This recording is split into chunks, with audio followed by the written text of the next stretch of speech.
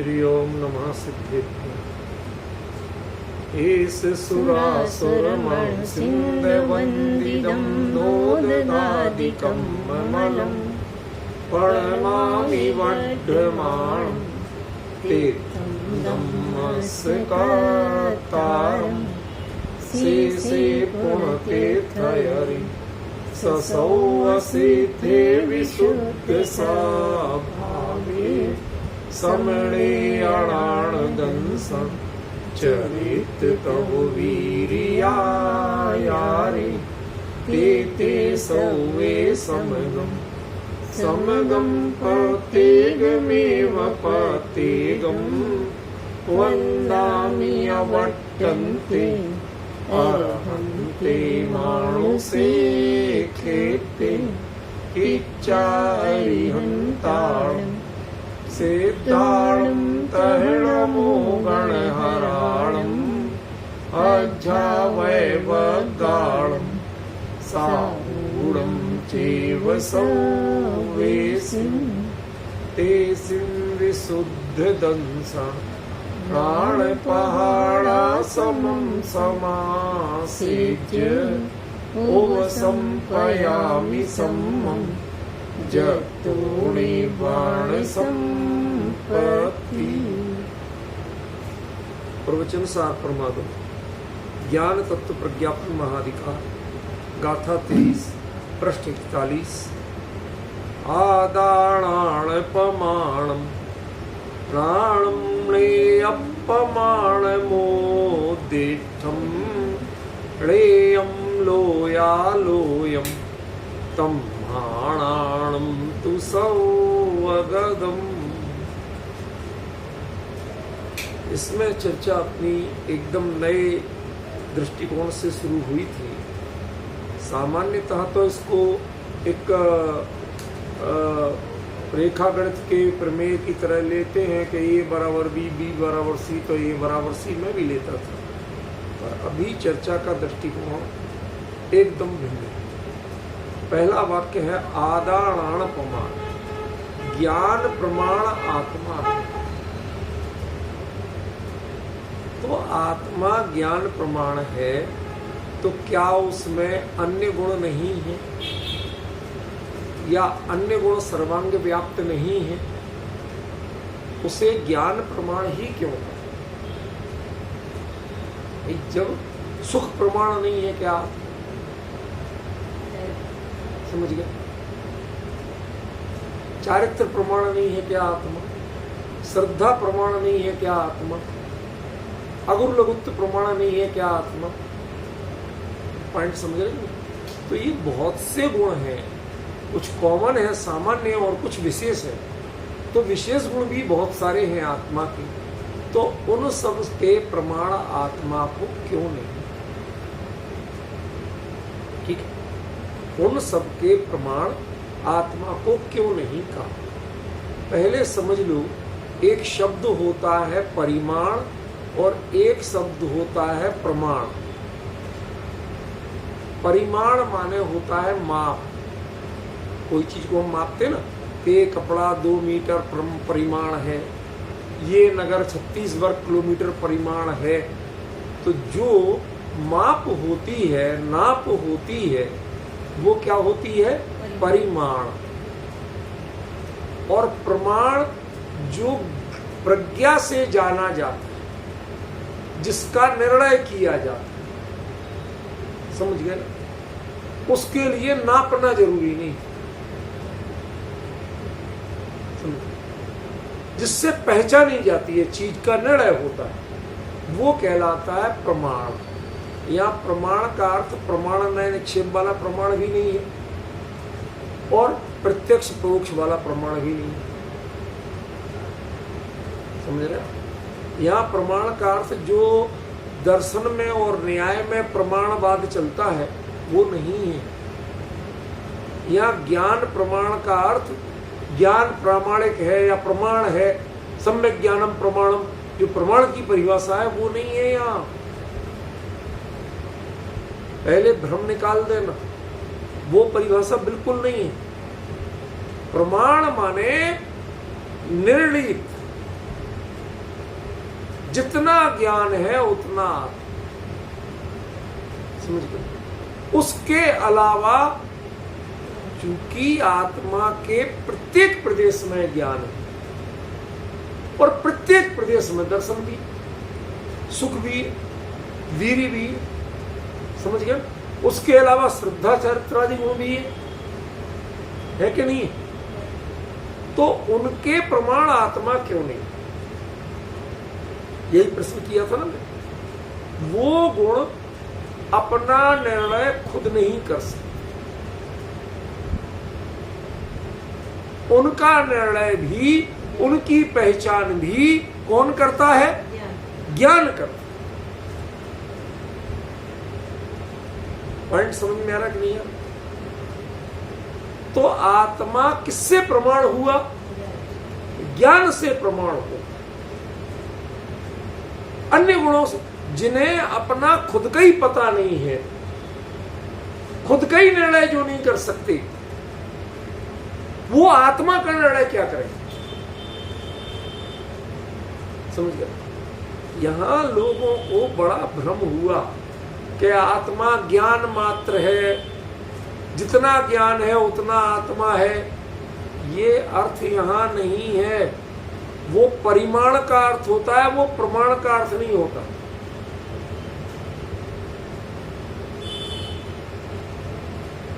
आप अभी कई लोगों के सुन लीजिए इसी गाथा पर, बहुत सारे लोग, क्योंकि बहुत प्रसिद्ध गाथा है, ये बहुचर्चित गाथा रही। लेकिन ये जितना ज्ञान उतना आत्मा, जितना और उतना, ये परिमाण में होता है, प्रमाण में नहीं होता। शांति भाई सांभळो छो? शू कीधुं? जितना और उतना ये किसमें होता है? परिमाण में होता है, ये प्रमाण में नहीं होता। जैसे मैं एक व्यंग्य करता हूं, थोड़ा आपको समझ में आना शुरू होगा कि मैं क्या अंतर करना चाहता हूं। अभी तो शब्दों में खेल रहे हैं आप, भाव भाषण भी तो होना चाहिए। तो हमारे यहां दिल्ली साइड एक फैशन चलता है। शांति भाई सुनो ध्यान से, क्या फैशन चलता है कि शाम या रात के समय पुरानी दिल्ली एरिया में लोग बाग खाना खा पी के टहलने निकलते, और टहलते हुए वहां वो इतने बड़े बड़े कड़ाहे रहते हैं, गहराई कम, चौड़ाई ज्यादा, गोलाई ज्यादा, उसमें दूध भरा होता, वो गर्म हो रहा है आराम से। फिर वो उस दूध, भाई एक कुल्हड़ दूध देना, तो वो जो बनाता है ना, उसमें चीनी वीनी डाल के, केसर इलायची डाल के, तो वो क्या करता है, दो ऐसे चौड़े मुंह के लोटे होते हैं, ऊपर मुंह ज्यादा चौड़ा, लोटे उतने बड़े नहीं, लोटे छोटे, लेकिन ऊपर का फैलाव तसला जैसा। उसमें वो यूं फेंटते हैं दूध को, इधर से यूं डालेंगे, फिर इधर से यूं डालेंगे, तो एक ठंडा भी करते हैं, झाग भी बनाते हैं उसमें, ख्याल में है? तो वो यूं यूं कर रहा था, तो एक हमारे बंबई का भोला आदमी पहुंचा, क्योंकि उसके यहां तो ऐसा होता नहीं, तो वो पहुंचा, कहता भाई साहब 2 मीटर दूध देना। भाई ऐसे कर रहा था ना, अब उसने देखा था कपड़ा ऐसे नपता है, तो शायद मीटर के हिसाब से करता हो, तो उसने कहा 2 मीटर दूध देना। मीटर दूध मीटर से नपता है? तो भाई तू ऐसे ऐसे कर रहा था ना भाई, मैंने शायद तू ऐसे ही नापता होगा। कहते नहीं, दूध मापा जाता है, नापा नहीं जाता। मापना अलग कला है, उसका बर्तन अलग होता है, और नापने का अलग होता है। नापने में 1 मीटर के लिए 1 मीटर लंबाई चाहिए, लेकिन मापने के लिए गहराई चाहिए, लंबाई नहीं चाहिए। समझ गए? वो उस बर्तन में उतनी गहराइयों को उतना माल आ सकता। तो जैसे दूध मापा जाता है, नापा नहीं जाता, तो मापने और नापने में अंतर आपको समझ में आता है। ऐसे ही जो प्रमाण है वह परिमाण नहीं, वह जितना उतना मात्रा से नहीं होता। आत्मा ज्ञान प्रमाण है। इसके लिए आचार्यों ने अन्यत्र कहा पढ़ना ये घे पंतो, कुंदकुंदाचार्य की ही गाथा, पढ़ना ये घे पंतो। अय आत्मा ग्रहण किससे होता है कि प्रज्ञा से,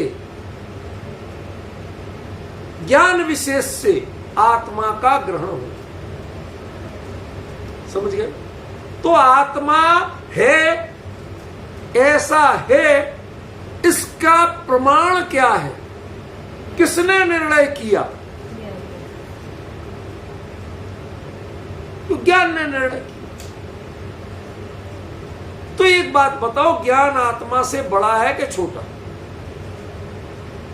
आगे गाथा में आएगी ये चर्चा, ये आगे की गाथा में चर्चा आने वाली कि यदि आत्मा ज्ञान से बड़ा हो तो वो प्राणेण विना अचेतनम, वो ज्ञान के बिना आत्मा अचेतन हो जाएगा। क्यों? ज्ञान तो छोटा है, तो जितने में ज्ञान है उतना आत्मा चेतन, और जितने में ज्ञान नहीं है उतना आत्मा अचेतन।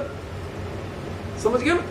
और यदि आत्मा ज्ञान से बड़ा, ज्ञान आत्मा से बड़ा है, तो वो आत्मा के बिना उस ज्ञान का स्वरूप क्या हो, वो जानेगा कैसे? समझ गए?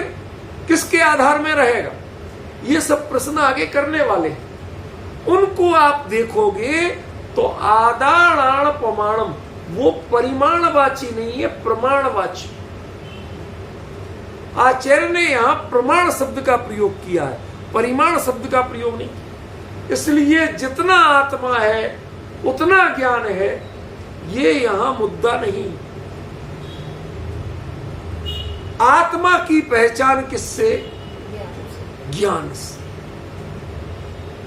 तो भाई साहब, ये ज्ञान क्या क्या करता है? किरणीय प्रमाण उत्तिष्ठम, जितना ज्ञेय है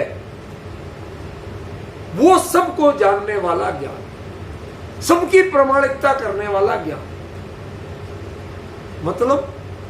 मतलब जो ये ज्ञान है, यदि ये आत्मा परिमाण होता तो ये आत्मा के अलावा अन्य किसी को नहीं जानना चाहिए।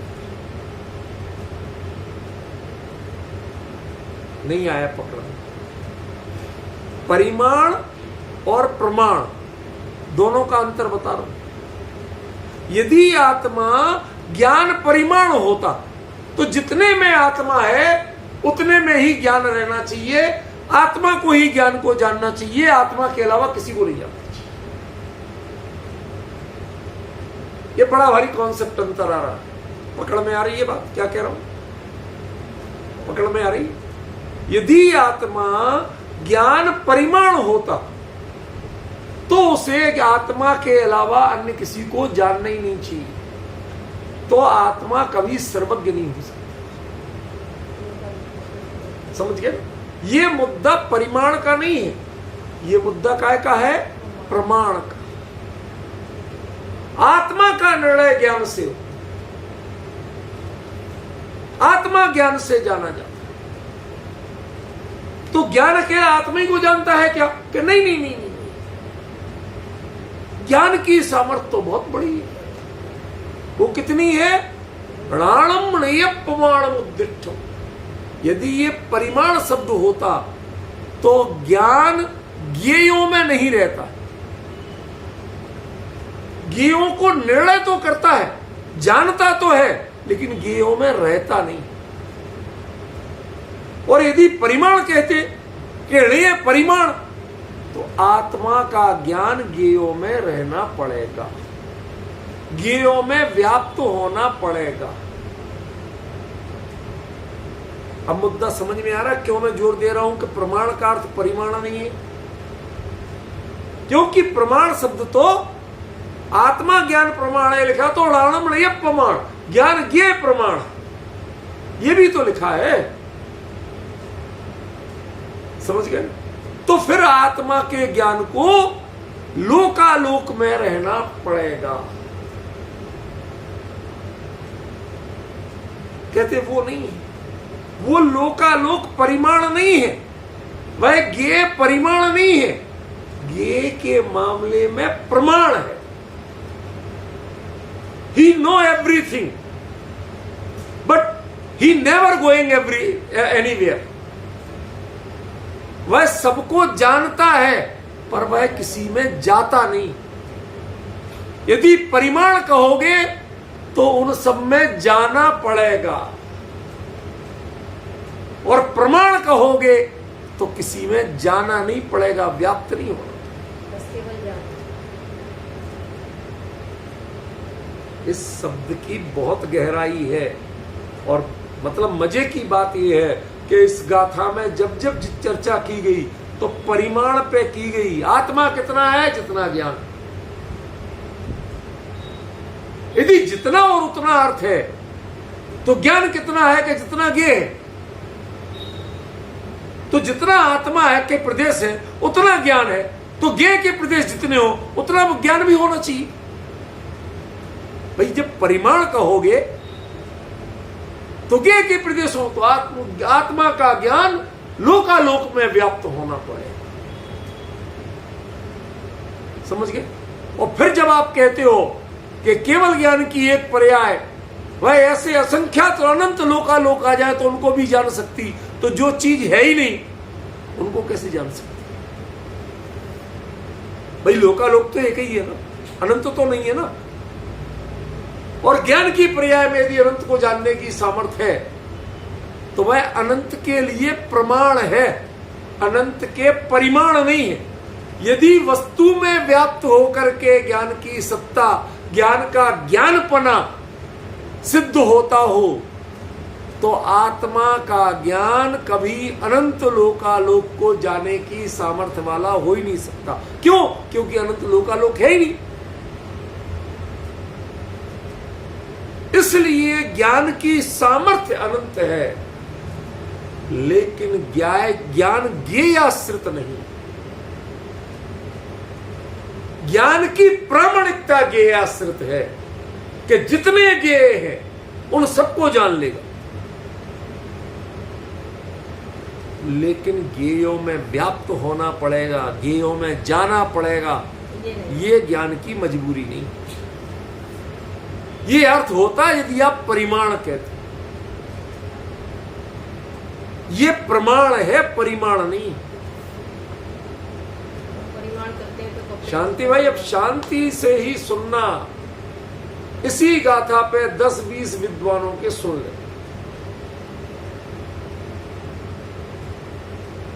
मैंने तो सुने और सबने अर्थ यही किया, जितना ज्ञान है उतना आत्मा। आप लोगों ने भी सुने होंगे, आप भी अभ्यासी हो, कोई अनाड़ी थोड़ी। विचार करिए कि वहां प्रमाण का अर्थ परिमाण किया गया है या प्रमाण का अर्थ प्रमाण किया गया है। और यह प्रमाण न निक्षेप वाला भी प्रमाण नहीं है, न्याय शास्त्र वाला भी प्रमाण नहीं है, और प्रमाण अप्रमाण वाला भी प्रमाण नहीं। यहां प्रमाण का अर्थ है निर्णय सामर्थ्य, जानने की सामर्थ्य, वस्तु को पहचानने, उसका निर्णय करने की सामर्थ्य। एक बात बताओ, do you know about the gazetted officer? Gazetted officer माने राजपत्रित अधिकारी। कुछ पद हैं कि ये दूसरे के फॉर्म को वेरीफाइड कर सकते, करते ना, कई बार करवाए होंगे। अब जो वेरीफाइड करता है वो यदि स्वयं राजपत्रित नहीं हो, गवर्नमेंट के गैजेट में उसका पद नहीं हो, तो क्या वह दूसरे को वेरीफाइड कर सकता है? नहीं कर सकता। किसी के फॉर्म को वेरीफाइड कर सकता है? तो भाई मैं तो उस डिपार्टमेंट में पढ़ता ही नहीं हूं, उस डिपार्टमेंट में होते ही नहीं हूं, मेरे अंतर्गत नहीं आता। कहते ये मुद्दा नहीं है कि आप उस डिपार्टमेंट में जाते हो कि नहीं जाते हो, उससे आपका लेना देना है कि नहीं है। लेकिन यदि आप गजेटेड हो, गवर्नमेंट के गजेट में आपका नाम है, तो आप जहां भी गजेटेड की मोहर चाहिए वहां के डॉक्यूमेंट चेक करके उस पर अपना ठप्पा लगा सकते हो, और आपका ठप्पा लगते ही वो प्रमाणिक हो जाएगा, वो फॉरवर्ड हो जाएगा, वो चीज आगे स्वीकार्य हो जाएगी। जिसको ज्ञान ने नहीं जाना वह वस्तु वस्तु के रूप में स्वीकार्य नहीं है। जिसका ज्ञान ने निर्णय नहीं किया वह वस्तु वस्तु के रूप में स्वीकार्य नहीं है। जिन शासन में कौन करेगा निर्णय, कौन पहचानेगा? क्यों? दुनिया में क्या क्या नहीं है। शांति में अभी आया था कहीं कि साहब लोगों में बड़ी घमासान मची चांद की। क्यों? कहते सुनते हैं वहां साहब हीरे बहुत सारे हीरे, लाखों करोड़ों टन हीरे। कहते यदि किसी को कब्जा मिल जाए तो माला माल हो जाए। तो लोगों ने चांद की रजिस्ट्रियां शुरू कर दी। ध्यान देना मैं क्या कहना चाहता हूं, इधर उधर के किस्से नहीं सुना रहा हूं, बहुत सार्थक बात समझाना चाहता हूं। चांद की रजिस्ट्रियां शुरू हो गई। कहां पर? धरती पर। क्या धरती का जो व्यक्ति चांद की रजिस्ट्री कर रहा है वो चांद का ज्ञान रखता है? जिस एरिया की कर रहा है उसने उस एरिया को जाना गया है? नहीं कह रहा हूं, जाना है क्या? नहीं। और ये फैक्ट बता रहा हूं कि चांद की कॉलोनियां कट चुकी हैं धरती पर, उनकी रजिस्ट्रियां हो गई हैं, लोगों के पास पेपर है। लेकिन उस पेपर पर जिसकी मोहर है क्या उसका अधिकार चांद पर है?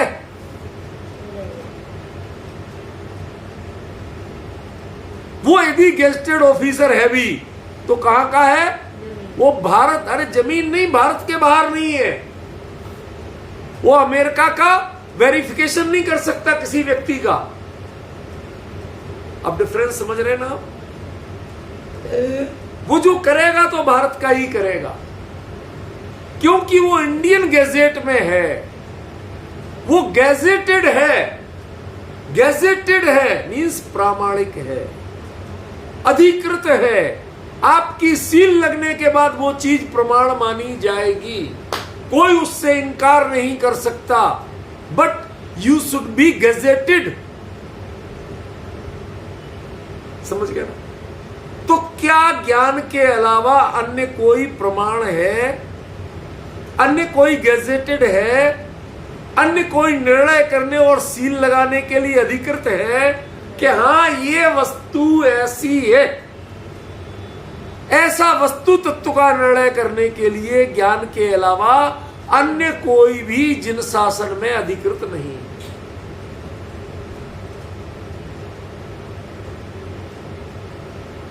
इसलिए आत्मा ज्ञान प्रमाण है और ज्ञान ज्ञेय प्रमाण। देखो, आत्मा ज्ञान प्रमाण, आत्मा अपने आप में एक वस्तु तत्व और वह ज्ञान प्रमाण। उसकी पहचान किनसे है? कि वह ज्ञान से बना हुआ था।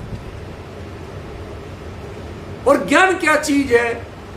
कि ज्ञान ज्ञेय प्रमाण। जितना दुनिया में ज्ञेय पदार्थ है उनकी भी प्रामाणिकता, उनकी भी पहचान किससे है? इस ज्ञान से। तो आत्मा हो गया स्वतः प्रमाण और ज्ञेय हो गए ज्ञान से प्रमाण। नहीं आया समझ? आधा ऋण प्रमाण। आत्मा ज्ञान से प्रमाण है, ज्ञान के प्रमाण नहीं है। वो ज्ञान के तो परिमाण होगा, प्रमाण नहीं होगा। आत्मा वह स्वयं में प्रमाण है। एक गजेटेड ऑफिसर ने कहीं साइन कर दिए तो स्वयं में वह प्रमाण है कि नहीं है? यदि उसने अपनी एप्लीकेशन पे कर दिए तो उसे दूसरे से वेरीफाइड करवाना पड़ेगा। क्यों? He is already A gazetted officer. समझ गए? तो वह स्वयं में प्रमाण है। आपकी ये मोहर कहां कहां चलती है? आपकी ये प्रामाणिकता कहां कहां चलती है? कि संपूर्ण ज्ञेयों में आप मेरी प्रामाणिकता चलती, ज्ञान की प्रामाणिकता हर ज्ञेय में चलती है। तो भाई साहब ये ज्ञेय कितने हैं? एड़ियम लोया लोया, ये जितना लोकालोक है ये सभी ज्ञेय है। और जो लोकालोक नहीं है, ध्यान रखना, जो लोकालोक नहीं है वो अपने आप में ज्ञेय नहीं है, क्योंकि वो है ही नहीं, लेकिन उसकी भी सामर्थ्य ज्ञान में। क्या आप कह सकते थे कि यहां आचार्य लिख देते कि ज्ञान तो लोकालोक जैसे अनंत लोकालोक आ जाए उनको भी जानने में समर्थ है, बट जो चीज एग्जिस्ट ही नहीं करती है उसको ज्ञेय कैसे कहो? भाई ज्ञेय होने के लिए उसको एग्जिस्ट होना भी तो जरूरी है, उसकी मौजूदगी होना भी तो जरूरी है, कहीं होना भी तो जरूरी है। अच्छा एक बात बताओ शांति भाई, कोई जो चीज होती ही नहीं हो ऐसी चीज का नाम लो। मैं कह देता हूं गधे का सींग, तो गधे के सींग नहीं होते। अरे भले आदमी जो चीज एग्जिस्ट नहीं हो सकती है इस चीज का नाम लो। एक तुमने गधा का नाम लिया वो भी एग्जिस्ट करता है, सींग का नाम लिया वो भी एग्जिस्ट। वस्तु तो एग्जिस्ट कर रही है, एग्जिस्ट क्या नहीं कर रहा है? रिलेशन, संबंध एग्जिस्ट नहीं। ऐसी वस्तु बताओ कि जो एग्जिस्ट नहीं करती।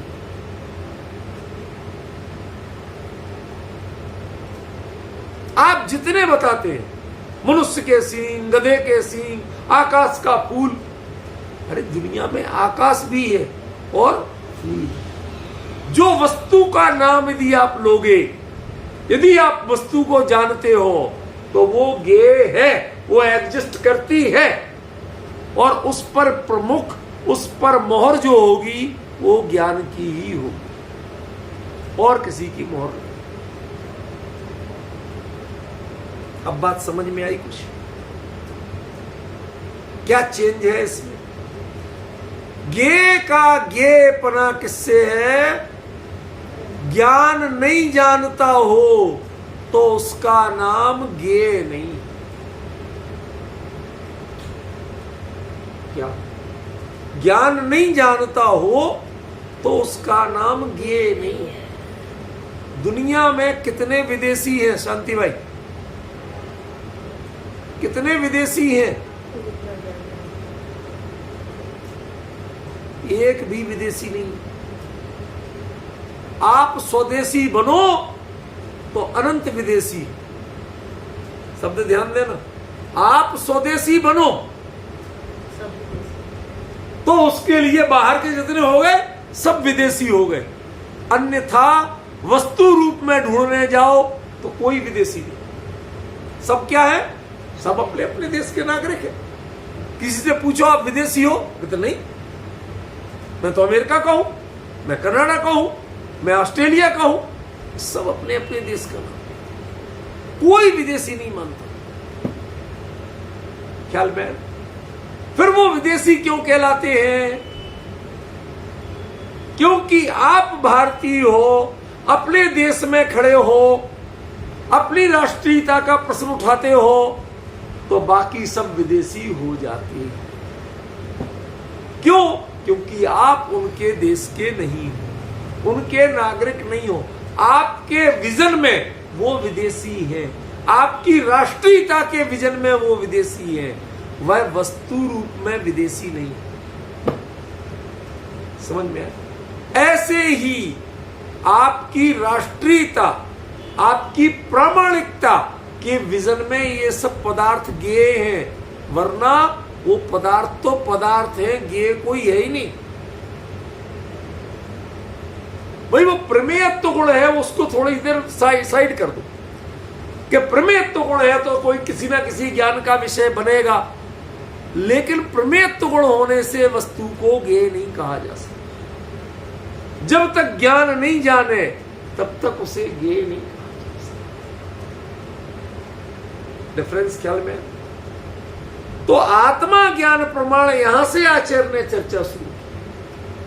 लोकालोक ये है, इससे चर्चा शुरू हुई। तुम कहां के हो पहले ये बताओ, तुम पहले अपनी पहचान बताओ तो हम तुम्हारे लिए विदेशी बनने को तैयार हैं, और तुम्हारी यदि कोई पहचान नहीं है तो हम तुम्हारे लिए विदेशी बनने को तैयार हैं। ना स्वदेशी ना विदेशी। ये सब जो रिश्ते हैं, ये रिश्ते जुड़ते कैसे हैं? तुम्हारी राष्ट्रीयता के निर्णय से जुड़ते। ऐसे जो आत्मा है वो ज्ञान प्रमाण है, उसकी ये टेरिटरी है, उसकी पहचान है, और वह ज्ञान में सामर्थ्य कितनी है? प्रमाण, ज्ञान ज्ञेय प्रमाण है। क्यों? क्योंकि जहां जहां वो होके आया, जिस जिसको जाना, वो सब उसका ज्ञेय बने। समझ गए? एक बार जान लिया तो ज्ञेय।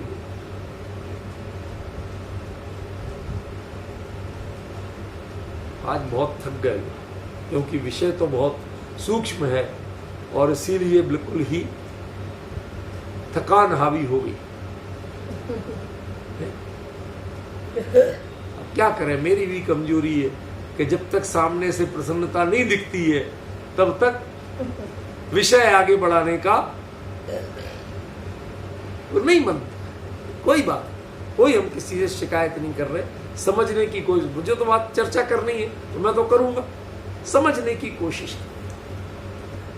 क्या है मूल विषय आचार्य, क्या कहना चाहते हैं आचार्य?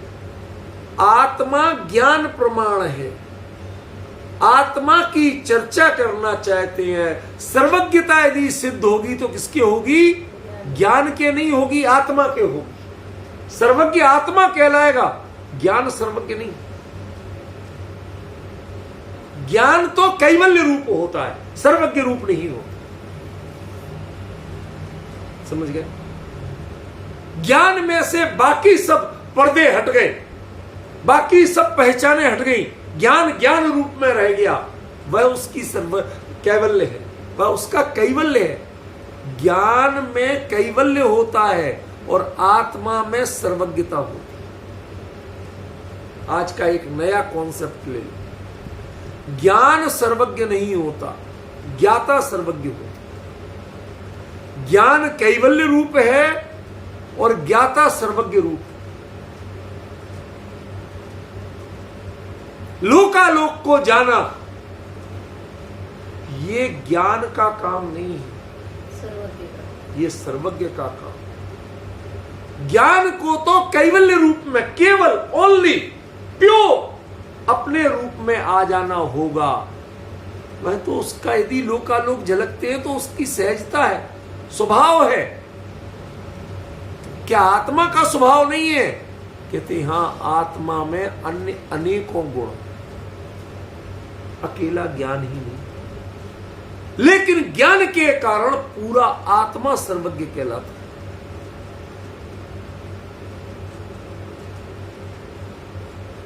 क्या? ज्ञान के कारण पूरा आत्मा सर्वज्ञ कहलाता है। दर्शन के कारण आत्मा सर्वज्ञ नहीं कहला रहा, सुख के कारण आत्मा सर्वज्ञ नहीं कहला, वीर के कारण आत्मा सर्वज्ञ नहीं कहला रहा, श्रद्धा और चरित्र के कारण भी आत्मा सर्वज्ञ नहीं। आत्मा ज्ञान प्रमाण है, माने जो कॉन्सेप्ट सर्वज्ञता का है, उस सर्वज्ञता का कॉन्सेप्ट ये ज्ञान तत्व का विषय है, ज्ञान तत्व अधिकार का विषय है। समझे ना? ये चर्चा वहां केंद्रित है कि आत्मा सर्वज्ञ क्यों, कैसे हो सकता है आत्मा से। समझ गए? इस मूल प्रश्न का उत्तर चल रहा है। जो यदि इस बात को भटक गए वो चूक जाए। आज का सेंटेंस नोट करने लायक, ज्ञान मात्र कैवल्य को प्राप्त होता है, ज्ञान सर्वज्ञता को प्राप्त नहीं होता है। सर्वज्ञता का ठप्पा आत्मा पर लगता है, सर्वज्ञता का मुकुट आत्मा को सजता है, ज्ञान को नहीं सजता। ज्ञान कैवल्य को प्राप्त।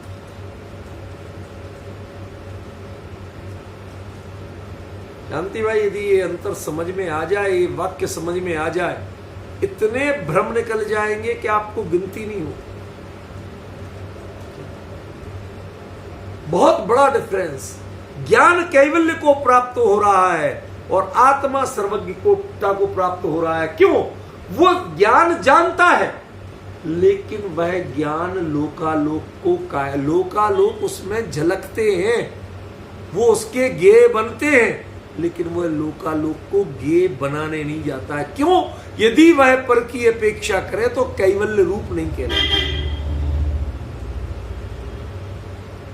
जिसे पर की अपेक्षा है वो कैवल्य नहीं हो सकता, वह आत्मलाभ नहीं कर सकता, वह अपने आप में परिपूर्ण नहीं हो सकता, क्योंकि जिसे पर की अपेक्षा है वह परिपूर्ण कैसे?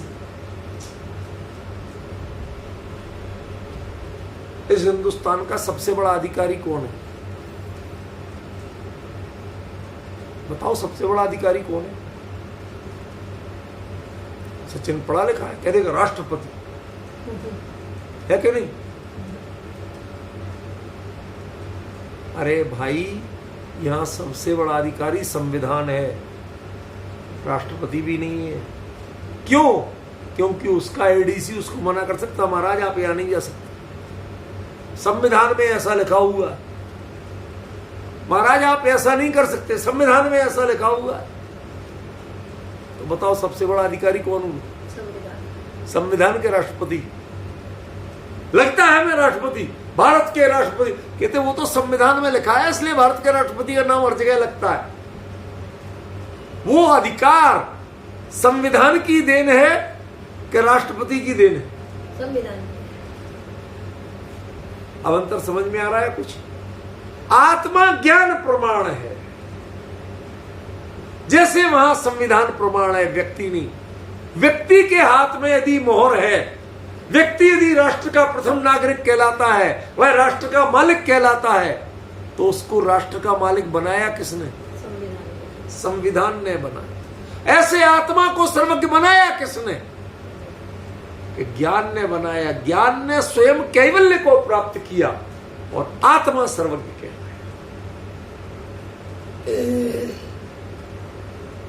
इसलिए यहां आत्मा की सर्वज्ञता की सिद्धि हो रही है, यहां ज्ञान के कैवल्य की सिद्धि नहीं हो रही। ये जो गाथाएं अब चल रही है ना सर्वज्ञ सिद्धि की, आगे तक चलेंगी लंबी, उनका गोल क्या है, उनका लक्ष्य क्या है? आत्मा के सर्वज्ञता की सिद्धि, ज्ञान के कैवल्य की सिद्धि नहीं। उसके बाद आएगी ज्ञान के कैवल्य की सिद्धि, कि हमारे कारण, ज्ञान के कारण आत्मा तो सर्वज्ञ बन गया, लेकिन ज्ञान को क्या मिला? कि ज्ञान को कैवल्य माने आत्मलाभ, अपने अलावा अन्य सब छूट गए, अन्य सारे रिश्ते नाते टूट गए, अन्य की अपेक्षा छूट गई। ख्याल में? ये है कैवल्य, ये आत्मलाभ कैवल्य है। ज्ञान को तो वो मिला, और उस स्थिति में, आत्मलाभ की स्थिति में जो लोकालोक झलका, उस लोकालोक के झलकने के कारण आत्मा सर्वज्ञ कहलाया। एकदम नया कॉन्सेप्ट है, मुझे विश्वास नहीं हो रहा कि आप लोगों को क्लियर हो रहा है या नहीं हो रहा। तम्मा राणम तु सर्वज्ञम, ज्ञान को सर्वगत कह रहे हैं। ज्ञान सर्वगत होता है, लेकिन ज्ञान सर्वज्ञ नहीं है। सर्वज्ञ तो आत्मा है, समझ गए? सर्वगत, सब में व्याप्त, वो कौन है? सूरज निकलता है, लेकिन धरती प्रकाशित सूरज से होती है या किरणों से होती है? सूरज के प्रकाश से होती है कि सूरज से होती है? आप जो चढ़ाते हैं वो अर्घ सूरज को चढ़ाते हैं, हे दिवाकर आपके कारण हमारा धरती पर दिन होता है, हमारे घटपट आदि पदार्थ प्रकाशित होते हैं। तो भले आदमी वो सूर्य से प्रकाशित होते हैं, सूर्य आता है धरती पे, प्रकाश आता है, ऐसा आत्मा पर में नहीं जाता। ज्ञान का जो प्रकाश है, प्रकाश तत्व, एकमात्र तत्व है जो प्रकाशक है, और उसका नाम ज्ञान। ख्याल में? वो पर में जाए बिना पर उससे प्रकाशित होता है, वह उसमें झलकता है। इसलिए ज्ञान में सब कुछ ज्ञानम सर्वगयम, सर्वगत है। गत का अर्थ गम धातु जो है, जितनी भी गमनार्थक धातुएं होती हैं उन सभी का अर्थ ज्ञानार्थक भी होता, अनिवार्य रूप से। ये कंपल्सन है। जिसका अर्थ जाना है उसका अर्थ जानना भी है। गम माने जाना, अधिगम माने जानना। जितनी भी धातुएं हैं ज्ञानार्थक, जानने के अर्थ में, उन सभी का अर्थ जानना भी होता। समझे ना? तो आत्मा सर्वगत है, माने सब जगह गया हुआ है नहीं है। आत्मा सबको जानता है, ज्ञान सबको जानता है। सबको जानता है माने ज्ञान में सब कुछ आया हुआ, सब कुछ ज्ञान में झलकता है, ख्याल में ना? और उसके कारण चूंकि आत्मा ज्ञान प्रमाण है और ज्ञान में लोकालोक झलक रहा है, तो आत्मा भी सर्वज्ञ कहलाता है। वो संवैधानिक शक्तियों के कारण राष्ट्रपति सबसे ताकतवर है, वरना यह भी हो सकता है कि इतना ताकतवर हो कि एक पापड़ भी घूसे से नहीं तोड़ पाए। दो बातें अलग अलग समझ में आ रही कि नहीं आ रही? ताकत के दो रूप समझ में आ रहे। संवैधानिक ताकत, तीनों सेनाएं उसके अंतर्गत है, तीनों सेनाओं का सर्वोच्च कमांडर है, उसके साइन के बिना कोई अध्यादेश पारित नहीं हो सकता। इतना बड़ा तो पावर है। लेकिन यदि व्यक्तिगत पावर पूछो उसका, तो कितना है कि यूं हाथ कांपता है किसी, आज जो है उनकी नहीं कह रहा हूं ना, किसी कोई कदाचित बुजुर्ग बन जाए और उसके हाथ कांपते हो, वो एक पापड़ तक नहीं तोड़ पाए, फिर भी सबसे पावरफुल मैन है। पावर की हालत यह है कि एक पापड़ नहीं टूटता, फिर भी सबसे पावरफुल है। तो सबसे पावरफुल वह फिजिकल पावर से है या संवैधानिक पावर, कॉन्स्टिट्यूशनल पावर से? संवैधानिक। समझ गए ना? ये यहां आत्मा का सर्वज्ञता जो है वह उसकी संवैधानिक पावर, ज्ञान उसकी संवैधानिक शक्ति है। समझ में आया ना? इसलिए आत्मा ज्ञान प्रमाण है, ज्ञान ज्ञेय प्रमाण है, ज्ञेय लोकालोक है। इसलिए आत्मा सर्वगत है। यहां आज ज्ञान को सर्वगत कहा, लेकिन वास्तव में जब सर्वज्ञ कहते हैं तो आत्मा होता है, वो सर्वगत कहते हैं, माने जिसमें सब कुछ झलकता है वो ज्ञान। आत्मा में सब कुछ नहीं झलकता, झलकता तो वो ज्ञान में है, लेकिन सर्वज्ञ ज्ञान नहीं कहलाता है, सर्वज्ञ आत्मा के। आज की ये चर्चा यदि आपको सोचने लायक भी लगी हो, कहीं विचारों को थोड़ी बहुत किसी कोने में प्रवेश किया हो, चिंतन करना के अंतर क्या है। जब लोकालोक झलकता ज्ञान में है तो ज्ञान सर्वज्ञ क्यों नहीं है, ज्ञान आत्मा सर्वज्ञ क्यों है, ज्ञान कैवल्य क्यों? इस डिफरेंस पे विचार करना आगामी चर्चा में, कल तो नियमसार जी चलेंगे, उसके बाद सोमवार की चर्चा में इस चर्चा को पूरा खुलासा कर। आज तो बेस बनाए।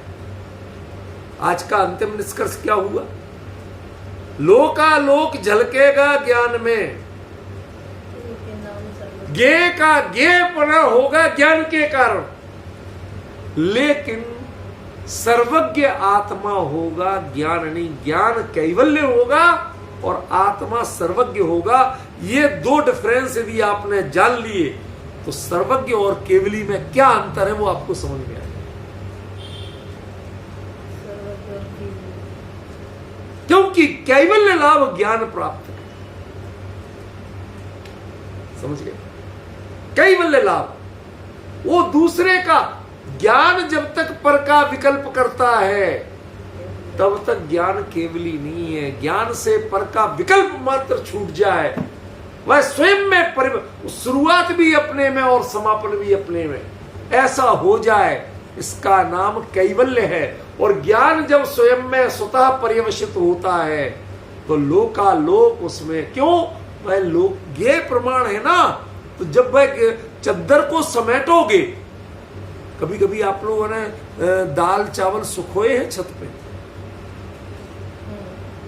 सुखोए है ना, कैसे सुखोते हो, जमीन पे फैला देते हो, ये चद्दर बिछाते हो और उस पे सारे चावल या दाल या गेहूं फैला देते, पक्का। फिर पानी की बूंद आई तो समेटते किसको, चद्दर को कि दाल चावल को? चद्दर को। वो चद्दर समेट गई तो दाल चावल अपने आप आ गए। अब डिफरेंस ख्याल में आ रहा ना। दाल चावल को कहते हो चावल उठा लाओ, दाल उठा लाओ, गेहूं उठा लाओ, लेकिन समेटते चद्दर को। क्यों? क्योंकि वह लोग जो जितने हैं ना दाल चावल, वह उस चद्दर में ही है। ऐसे ही लोकालोक जो है ना, वो ज्ञान में ही है। लेकिन सर्वज्ञता का श्रेय ज्ञान नहीं लेता। सर्वज्ञता का श्रेय मिलता है, तमगा मिलता है आत्मा को, और कैवल्य का लाभ होता है ज्ञान को। ये डिफरेंस जो समझ गए, समझ लो उन्होंने प्रवचन सार समझ लिया। ये इतना अद्भुत प्रकरण आया है, इसकी चर्चा आगे चलेगी। आज समय